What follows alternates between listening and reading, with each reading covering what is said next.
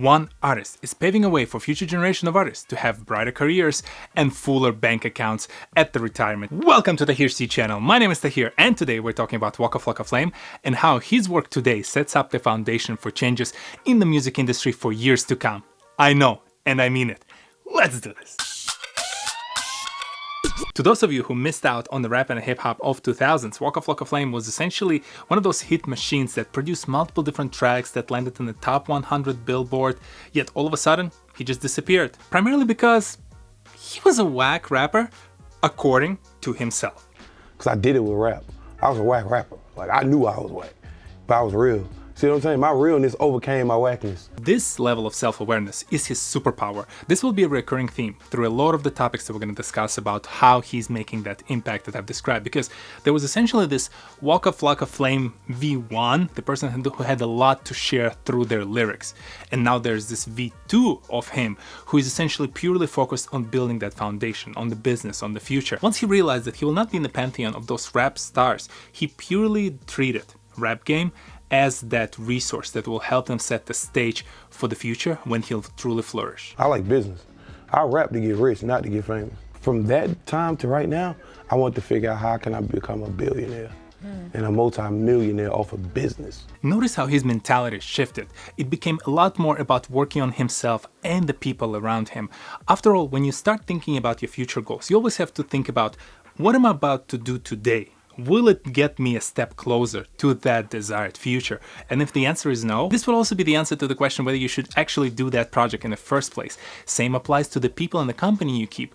Yes, it's a tough message to receive, but unfortunately, as you push yourself to evolve, the people around you will have to evolve with you. And if they will not, similar to some of those projects, maybe they're better off left behind. It's a cold-blooded approach, I know, but so many artists destroyed everything that they worked hard for because they went all the way up, created all that wealth, and then decided to apply that wealth by just coming back to the roots where they were, to that bad situation, and essentially just wasting all that progress that they've made. Just listen to Waka talking through the similar kind of experience and how he for himself had to decide which side of that fence he'll end up on.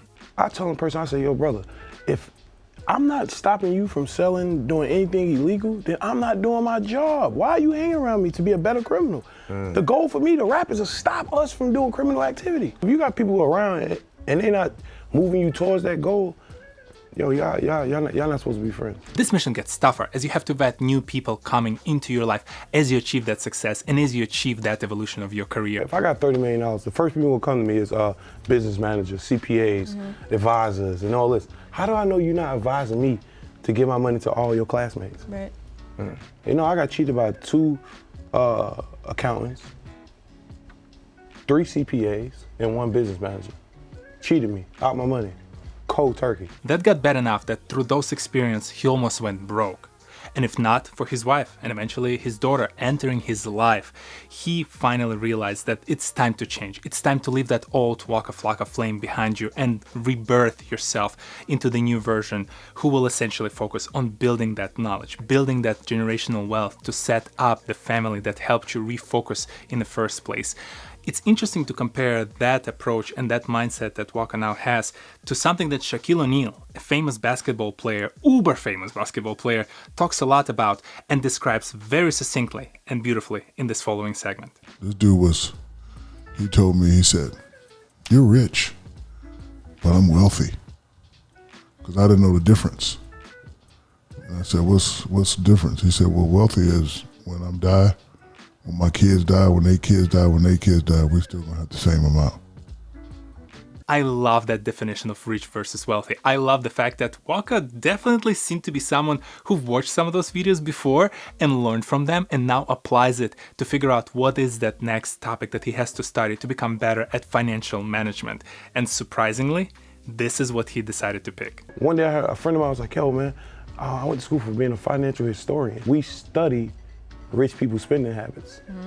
I was like, oh snap, blew your mind. What? I became that. I love financial history. I don't talk much about it, but the funny thing is that my love to the Hamilton musical that I described in this video over here, an eventual interest in studying Alexander Hamilton and his real life was driven by the fact that Alexander Hamilton was the founding member, the person who designed the financial system here in the United States that later on inspired financial systems all over the world. So when you think about now this approach of analyzing the old to inspire the new, something that I've mentioned in my past video about Virgil Abloh and how this becoming my new tagline, is essentially all tied back together from the business to the art. Because even Waka Flocka discussed how that kind of inspiration in the art and in the style should lead you to build bigger and better things. Same thing with Virgil, same thing with Waka, same thing with every single one of us who's trying to create something completely different. Like when people are like, yo, Waka, he took it. No, they did not, bro. It's meant to do that. It's meant to go to the next level. You think Lex Luger will get mad at Metro and Southside? No. Everything you do is meant to be taken and took to the next level. But TohirT, he is rich. He has the access to the resource. He can pay for those best tutors and learn all of those things. Well, you'll be surprised. Waka actually picked completely different route and approach to how he studied all of these topics. While I went home, was like, got on YouTube, how to do stocks. What is QuickBooks? That's how I learned QuickBooks, everything, all of YouTube tutorials. Literally. Literally. I learned all this off YouTube and Google and reading. You know I was excited about that last part. After all, I'm making these YouTube videos because I hope that one of you will be inspired to accomplish something completely new and different and hopefully bigger than anything you've done before by just watching one of my videos at least. And when you think about now back to Waka and how his approach now changes and how he starts to work on mentoring this new artist, he's thinking about how can he promote the financial education throughout all the different people who he've encountered before and who potentially are suffering from the similar mistakes that he've made in the past. To me, that does not signal that Waka thinks of himself as some sort of this oracle sitting on the top of the mountain and trying to preach to everyone and everything.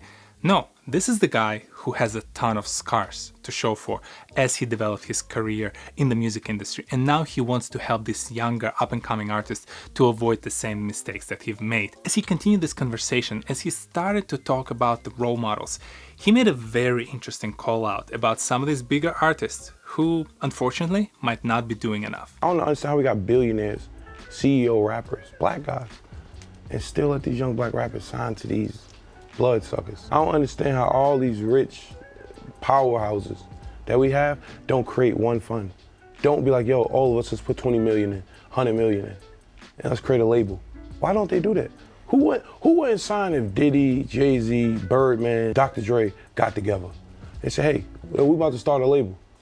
Why would they not do that? This is the same question I've asked myself in the past. Why would some of those artists who are hitting that billion-dollar club status are not necessarily doing as much in completely rebuilding the industry and creating new ways for these young up-and-coming artists to avoid the same mistakes that they've made? Think about all of those products that change the way you interact with the world today. Ubers, DoorDashes of the world, Shopify's of the world, Squarespaces, Epidemic Sound, one of those videos over here. So many brands were created by people who encountered the problems in the past and decided, I'm gonna go and fix that problem and build the tool I always wish I had. And now if you look at the artists and you think about all of those people who had to suffer under the improper management, working with bad executives, with the labels who did not care about their careers, them getting together, creating a label to help those future generations, they would have had lines of artists around the block waiting to get signed. And this is how Waka proposed to structure those labels to help make sure you have that long-term incentive to support those new up-and-coming superstars for years to come. As a label, I'm going to make sure the art is good. I'm going to make sure you invest your money because it make me look better. It make my label big. I need you to buy stock in this label. That's what labels need to do. You don't see no rappers buying stock in the label. This is a brilliant idea. To the disagreement of a bunch of record label executives, the label itself is only as big as the artists who are signed to them and how big they've grown their own careers.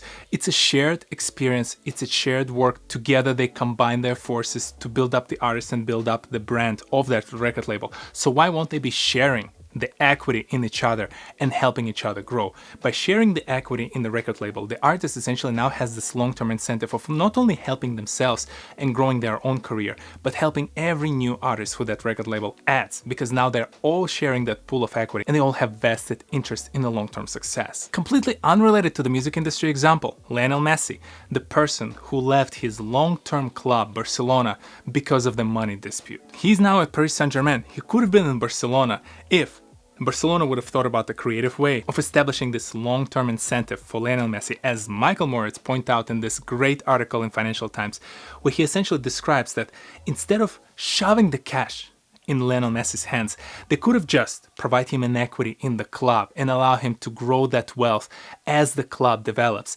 And that cash that they would have freed up from the salary would allow them to hire more promising footballers, increase the quality of the staff overall, continue building up the equity value of the entire club, and eventually, once Messi decided that he's done, he would have sold and cashed in on that equity and made times and times more than all of that salary that he had to forego. Record labels are no different.